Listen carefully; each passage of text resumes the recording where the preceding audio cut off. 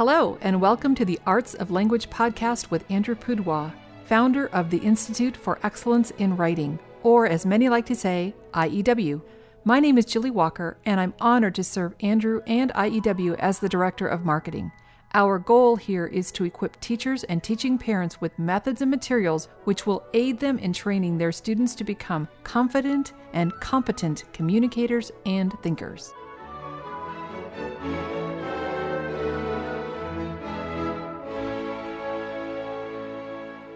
Well, Andrew, we have already had a guest this month of November, National Novel Writing Month. We talked to a couple girls who wrote a novel, and in continuing with that theme, I thought it would be fun to talk to another pair of siblings. This is a brother and sister who have actually written a series of novels. Well, yes, actually, I think if I recall correctly, Cecelia is the novelist and Solomon is the history writer. So when did you both start your book writing project? You were around 14, 15, something like that? Yes, I was 14 years old when I started writing my first book, and I'm 17 years old right now, and I'm still writing. Okay, and you have, your first book was The War Rages On, is that correct? Yes. And the second one is? The War Within. Remember. The War Within, that's right. And so I guess your third book will have to also be about war, continue yes. the epistrophe there. The war rages on, the war within, the war without, the war in the sky, the war of the worlds. Oh, wait, that one's taken. Well, who got the idea first? You were wanting to write fiction. Solomon loves history. Who was the first one in the family to say, I'll write a whole book? That would be me. So I started writing when I was 14 years old. I started writing The War Rages On when I was 14 years old. And I left it for about 2 years. I was working on it on and off for about 2 years. And I never really had anticipated that it would end up being published. It was just kind of like a fun side project. But I definitely, from the beginning, I started writing it, knew I wanted it to be a full book. And then Solomon came up with his idea to write a history book a little while after that. Like some siblings, I'm sure that you were a little bit like, you're copying me, I'm the book writer. Or were you more of the generous, loving, mutually supportive type of sibling who said, isn't it wonderful? We can both be authors. Yes, the second option for sure. That's good. How long, Cecelia, did it take you to, well, you said that you kind of worked on and off for a couple years. So I guess, yes. 2 years. The second book, you had one book under your belt there. How long did it take you from start to finish to get that one done? Well, with The War Within, I was way more dedicated because I knew for sure that this one was going to be published. And I started it in September of 2016. And everything, the editing and the publication, everything was finished by February of 2017. So the writing itself was about a 5-month process, plus about 1.5, 2 months of editing. Mm-hmm. Which do you feel was the easier or better way to stretch it out over a longer period of time, or to just crank it out, full speed? I'd definitely say cranking it out at full speed, just because I think a lot of laziness comes with dragging it out over a long period of time. Like there would be 3 to 4 months that would pass when I was writing the first book and I wouldn't do anything. Whereas having an end goal in mind really kept me motivated, and I was able to get a lot more done in a shorter amount of time. So it was just really more efficient. Yeah, that's good. The famous fantasy writer Christopher Paolini, who wrote the Aragon series, he was homeschooled, and in one interview he said he's sure that if he had not been homeschooled, he never would have had the time to write books the way he did when he was a teenager. I guess he wrote the first Aragon book, teenager. Would you agree with that? Does the flexibility of homeschooling make a huge difference? What would it have been like, do you think, to try and write the book if you were, going to school, every day? Yeah, I definitely agree that homeschooling opens up a world of possibilities. And my mom and I have talked about that on several occasions. If I became homeschooled when I was in 7th grade, so I really hadn't the high school years of school with the intense amount of homework that I would have had. But already I was coming home with 1 to 2 hours of homework in sixth grade, and I really just don't know how I would have had the time to write it. And I was also focused on different things when I went to school, so writing a book would probably never have even been on my radar screen. Yeah. One thing I've met kids who like the idea of writing historical fiction. And so then they come up with some plot and they put characters in and they put places. But it's pretty evident from reading what they wrote, they didn't do much research because their characters are out of sequence or didn't live at the same time, or the place they're talking about is not the place where that person lived. You know, some of those kind of awkwardnesses. So I understand that people who do historical fiction have to do, you know, a good amount of research so that they don't confuse things that are a matter of historical record. Did you find that that was true writing about the Civil War? Well, I definitely found that the history curriculum that my brother and I have used for the past several years definitely gave me a more broad amount of knowledge about the topic. And also with my books, I did do some research. I tell people that if you want the facts about the Civil War, Solomon's book is really more for that, whereas I originally had just come up with a good storyline. So my book isn't factually based, meaning not tons of facts about the Civil War. It's mainly just a story to encourage people in their faith that's set during the Civil War. But with that, I did have to do some research, but like I said, not an incredible amount because it wasn't meant to give people the facts. Cecelia, when you said that about it's not the facts, I was hearing you, even before you say it, it's the setting of the Civil War, which I'm sorry, I just have to bring in IEW. So this is kind of a Unit 3 big time where the setting is the Civil War, but all that happens may or may not have actually happened in history, the conflict in your book. But the setting is accurate as much as you could have made it accurate. Correct. Using your brother's research perhaps as a way to help you. Yeah, Solomon definitely, I had asked him for just some things I needed to know because I know he had read so much about the subject, and that's an area where he's particularly interested. So he's done a lot of research on the Civil War just because he enjoys learning about it. So I definitely had several questions that I asked him throughout the writing of my book. That's neat to have a history buff, even a junior historian right there at the dinner table that you can check things out with. And I'm sure, knowing Solomon the way I do, if you ask him a question, he didn't know the answer, he says, I will find out for you and get right back to you. Yes. Well, I do want to move on to Solomon. I did have one more question. You know, I meet a lot of people out there in their young teens, early teens, even, you know, late teens, who would like to write a book. What advice would you have for, say, your 14-year-old self? If you, knowing what you know now, if you could go back and give yourself some tips, what few pointers might you offer? I probably would say first that they'd check out the book that actually you guys sell on your website, which would be A Guide to Writing Your Novel by Lee Roddy. I found that extremely helpful while writing, particularly The War Within.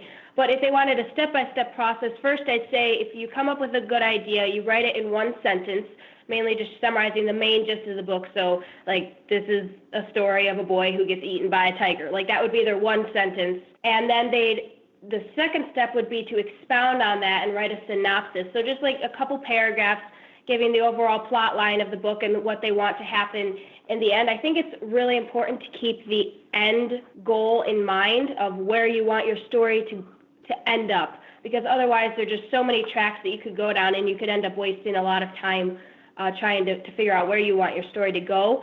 And then I'd say once you have your synopsis, you really want to think about your characters and work on developing your characters, particularly, obviously, in a fiction book, and round your characters out as much as you possibly can. And obviously for a book like Solomon's, I'm sure he'll talk more about that, but doing the amount of research that you'd need to write a nonfiction book. And also, for me, it was hugely a matter of prayer. I was praying about it constantly, that the Lord would just give me wisdom, because writing a book obviously is no easy task. It was really a huge part of my writing process, praying and also keeping a orderly schedule. I had a goal actually written on a piece of paper saying when I wanted to finish my book, and I put that up on the mirror in my bedroom so that every day it was one of the first things that I'd see when I woke up. So it would keep me on track and just keep me motivated. And I think that really helped with the War Within, just having an end goal in mind and trying to stick to that goal as much as possible. So, Cecelia, that is excellent advice. Plan. Don't just start writing without a plan. You get yourself in trouble. Plan, pray. That's excellent. And then your little, reminders to yourself every day. Excellent advice. So, where is the easiest way for people to buy the books, The War Rages On, The War Within? It would be either Amazon, but we'd recommend that people would go to our website, which is historybites.com. Historybites.com. Historybites, all one word, bites.com. And your 2 books are available. And if you get the third one done, that will be, of course, a big announcement for us as well. And I'm hoping I will get another autographed copy to complete my set of your trilogy. Definitely. I'm hoping to have that done by February of next year. So February 2018, I'm hoping to have the third book in the series done. Well, I should see you at a conference shortly afterwards then. Yes, and you will definitely be getting an autographed copy.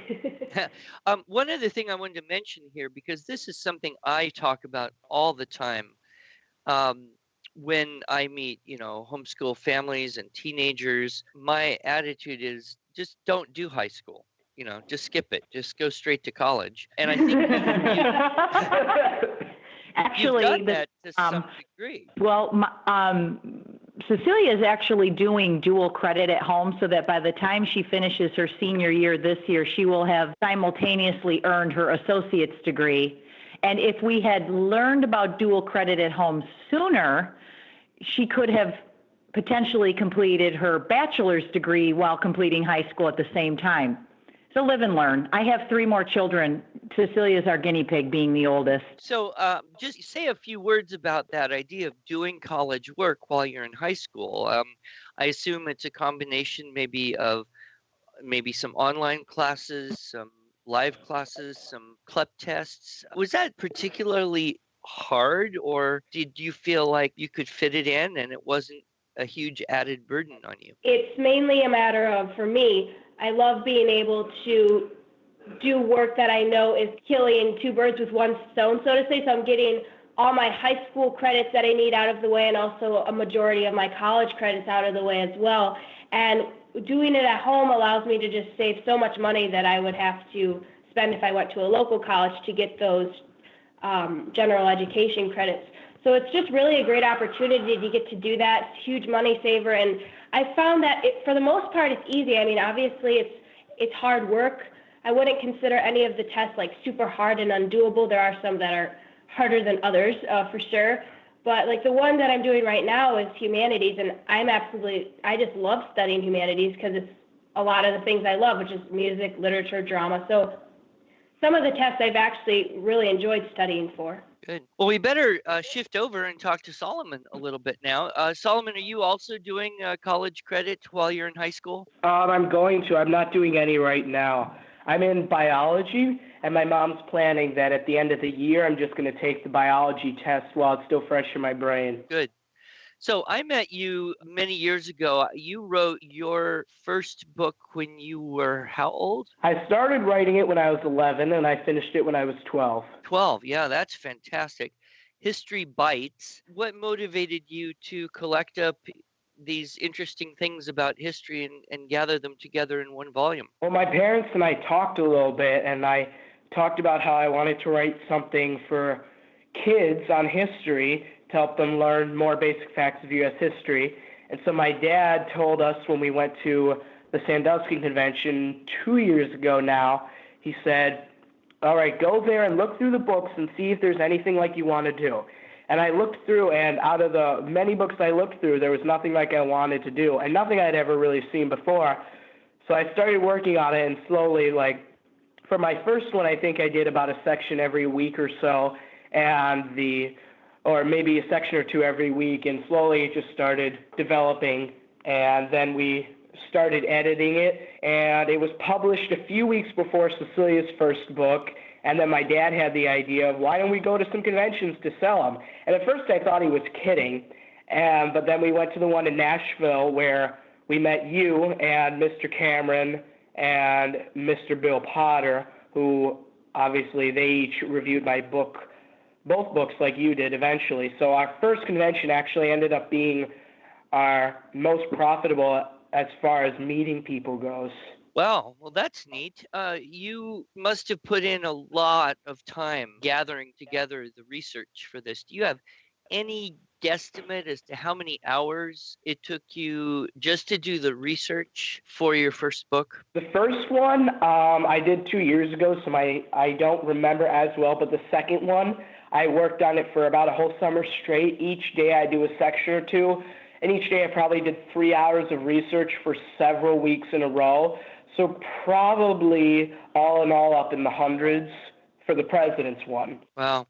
One thing that's a little different between your book and Cecilia's books, hers are novels, so they're written like novels. They don't have illustrations. Your book is very visually rich. You've got some pretty catchy graphics. You've got some maps and pictures and a lot that makes this book just, you open it up and it's just fun to see. Did you do the graphics? Did you have a friend or someone you hired? Who laid out this and made it look so awesome? So for the first book, my mom and a graphic designer would spend hours at the kitchen table trying to get the pictures in and develop the logo and the title page. We have the first copy of my book where the illustrations on the front were completely different. And it's fun to look at that and see what the old copy looked like. And then he helped us also develop what the caricature of me would look like for each fun fact in the layout. And then for my second book, we had a close friend of my dad's who's also a graphic designer help us with that one, and that one was a lot longer. But my dad actually learned from him and did a lot of the graphic design work himself with my mom's help. So it really was a major family project, really, to yes, especially my mom and editing it. Like, I would go through each book once or twice, but she'd do a lot of the editing herself, being a school teacher, a school teacher in her 20s. And the second book was really hard to edit because there were so many sections, and we probably edited that one. I don't know, probably I edited it 3 or 4 times, and my mom edited it a lot more than I did. So we ended up editing the second one quite a bit, and it was a lot of work for several months. My dad would be at the kitchen table for hours most nights, bending his neck over the laptop, and so now his neck still hurts from that, and he makes a joke. He calls it his history bites neck. His history bites neck, like a bite, not a pain in the neck, but a history bites neck. I love it. Yeah. Now I know that you have had now a few opportunities to speak at conferences. I know you were, I think, at the one in Rogers, Arkansas, where I was, or maybe it was Nashville, or maybe both. And here's what I thought. I thought I better go and sit in on Solomon's talk, because I don't know if a lot of people are going to be so interested in an overview of, U.S. history presented by a teenager. I'll go in, sit there, smile at him, make him feel good. So here's what happened. I showed up, and it was standing room only. I couldn't even get close to the door. There were people in the hallway.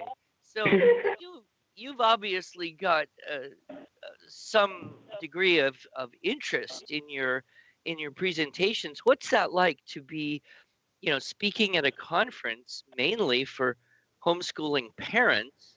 Only, you're what, 16 years old or something? 14. Okay, yeah, even worse or better. Well, my first few sessions, I actually like speaking better than actually writing. I enjoy speaking at the conferences more than I did writing the books. But that's really because the first year, I remember my first lecture was in this little room in Atlanta, and at the TTD convention, and I was super nervous that first year, 2016, and I got another one on an overview of U.S. history at Sandusky that same year. And then this year, I think, as you know, I added on a session about who I think are the top 5 best and bottom 5 worst presidents and why. And that was really interesting. It got a lot of people to come and listen to it. And when we went to the one in Cincinnati this year, I remember it was the biggest room I've ever had. It probably could seat up to 250 people. And I remember as I was going through my bottom 5 worst lists, I was going through and naming them, and they started applauding me for my choices, and that was really nice because it made me feel a lot more at ease when I was speaking.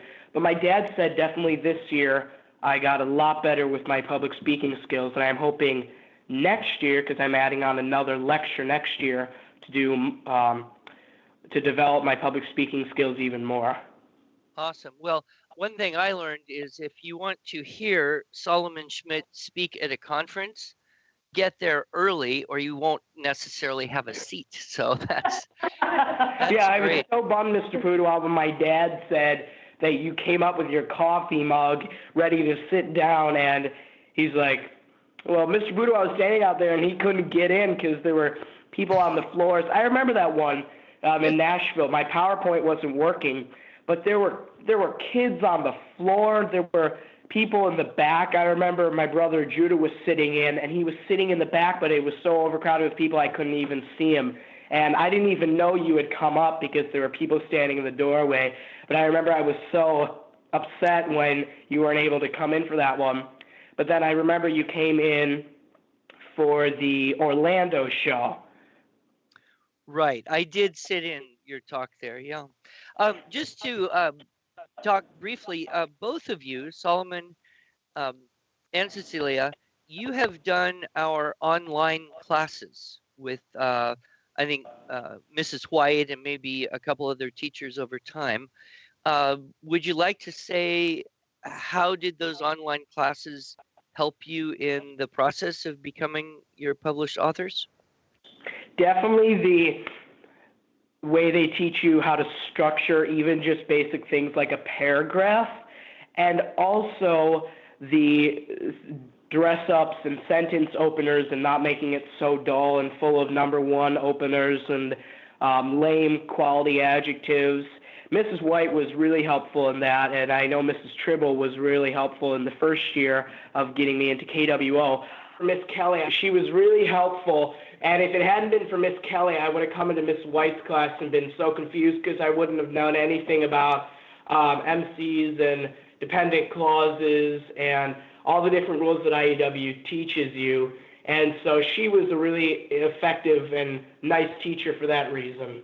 I am working on my lecture for next year, and I'm taking all these notes from different books, and I am doing them all KWO style, and it helps me so much go through it much quicker, and I still know what I wrote. And what's also nice is when you don't want to plagiarize a book, you just write down obviously the main words from the sentence, but then when you restructure the sentence your way, which you have to do with KWO, it automatically makes you not plagiarize because your sentence structure is different. It's just really helpful and a lot quicker. I noticed in things when I'm listening to speeches and people talk, it's a much more efficient and fast way of taking notes. Like I'll observe people taking notes around me and they'll be writing out full sentences, but I can just get through notes really quick when I just do it KWO style. Excellent. Wow. And Cecelia, anything you would say about what you gleaned from your classes with Mrs. White that helped you in the book writing process? Yes, definitely the creative writing assignments. I particularly liked the few that we did where Mrs. White would give us like 3 pictures. It was a sequence of 3 pictures, and we'd have to create this whole like short story based on those 3 pictures. And I remember those creative writings were some of the best ones that I did, just particularly because I like writing novels. And Mrs. White was also just a tremendous help during the entire writing process.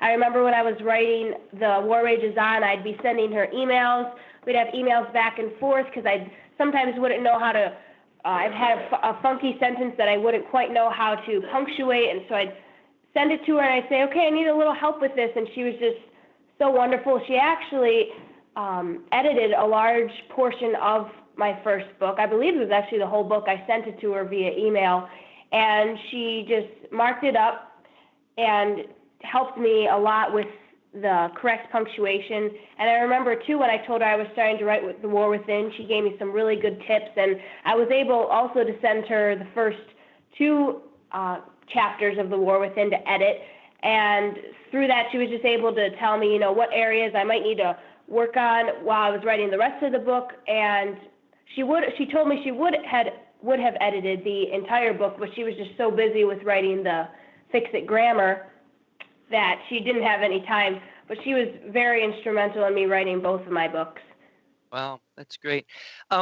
Last thing, I heard a rumor that you are, as a team, as a family, getting into script writing and movie making. Is that true?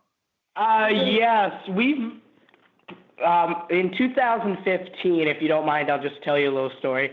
In 2015, I remember sitting down, and I think it was after I watched a Robin Hood movie. I said, hey, I had just gotten a Robin Hood costume, so I said, hey, let's go out and make a Robin Hood movie with me and my brother. And so we went out and made this awful 5-minute movie, but that turned into all 4 of us making an actual 15-minute film of Robin Hood with different characters and an actual script that I wrote.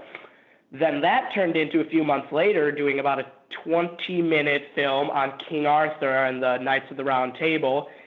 And then about a year later, so about a year ago, I came up with an idea for a screenplay called Scarred, which is a story about a kid who's the son of a king and a queen, but his parents are tragically killed. And there's a whole storyline behind it that all 6 of us did. My parents got involved in that one. They played the king and the queen.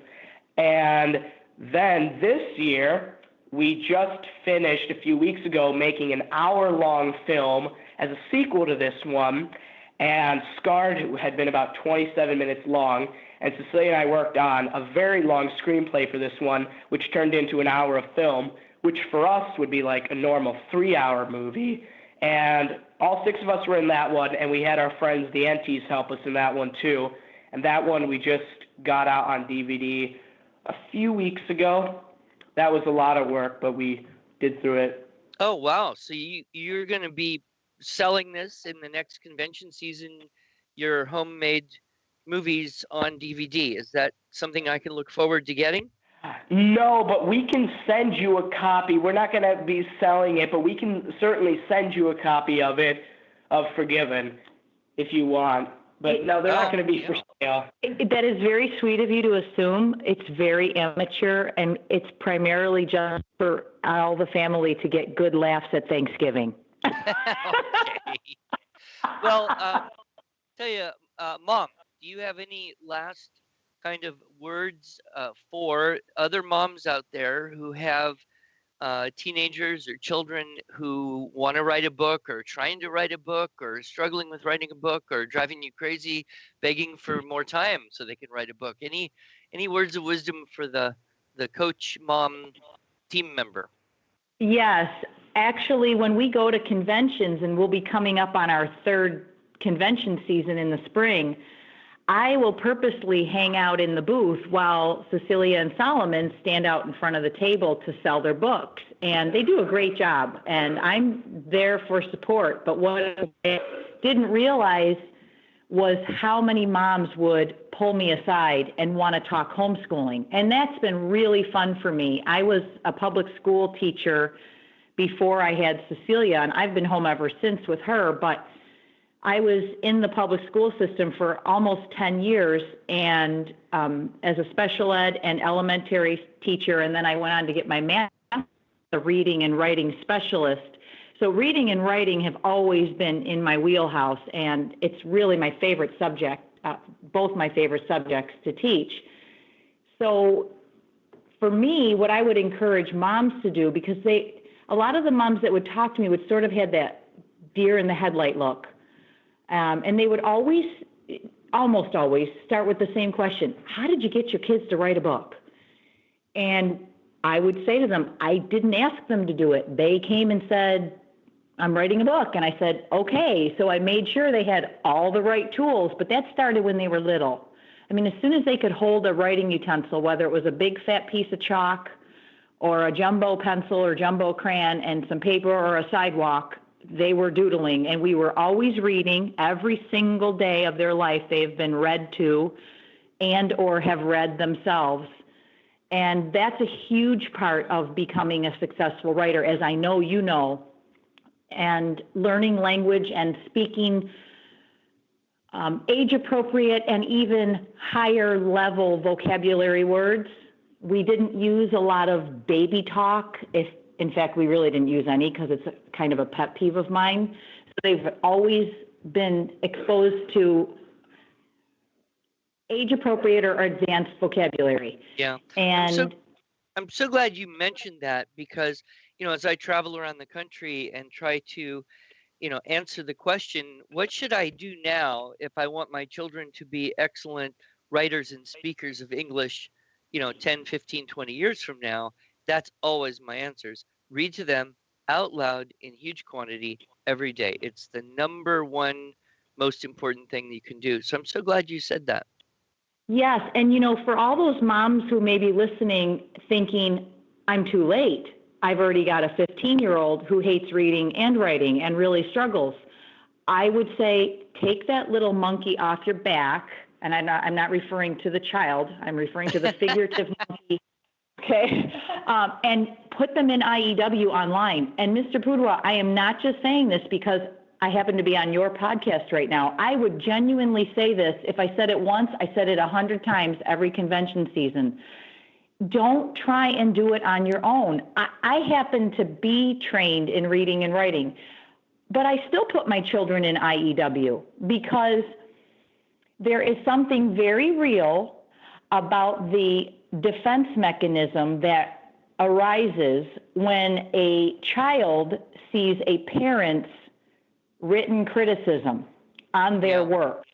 Yeah. And it doesn't 100% disappear when it's an outside critic, but it significantly diminishes and is easier to accept. Yeah. And so I found that to be the case with writing. It more than any other subject, at least in my experience and in my opinion. And so I knew they were very good at what they did. I knew they were strong readers and I knew they were strong writers, but I wanted someone else to take the baton once they got into the junior high and high school years. And Good. So Cecelia started in 7th grade with Mrs. White, and it was wonderful. And then I think Solomon already mentioned he came home in 5th grade, and he started right away with Mrs. Tribble, and then Mrs. Kelly, and then Mrs. White, and he'll be actually finishing his last year of IEW next year in 10th grade.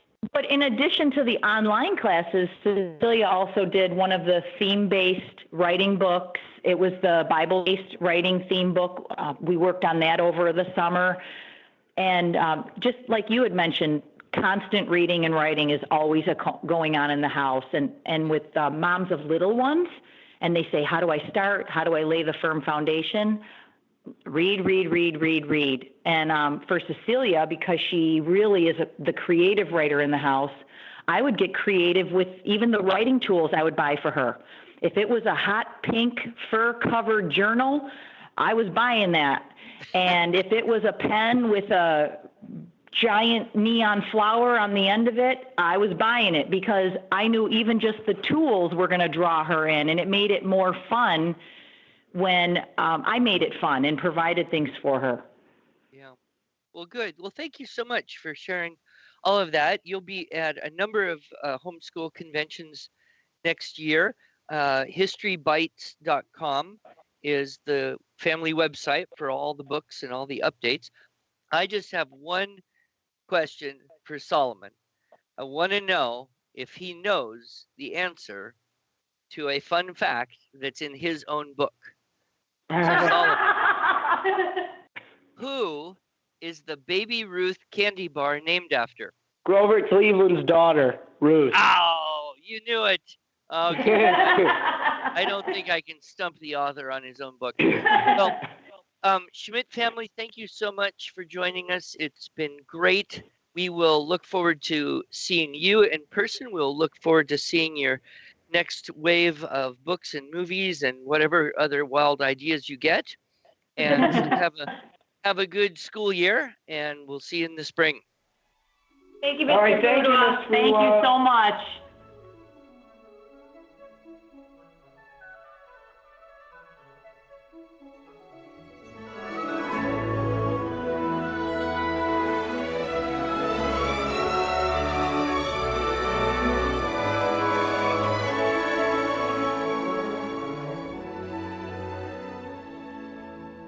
Thanks so much for joining us.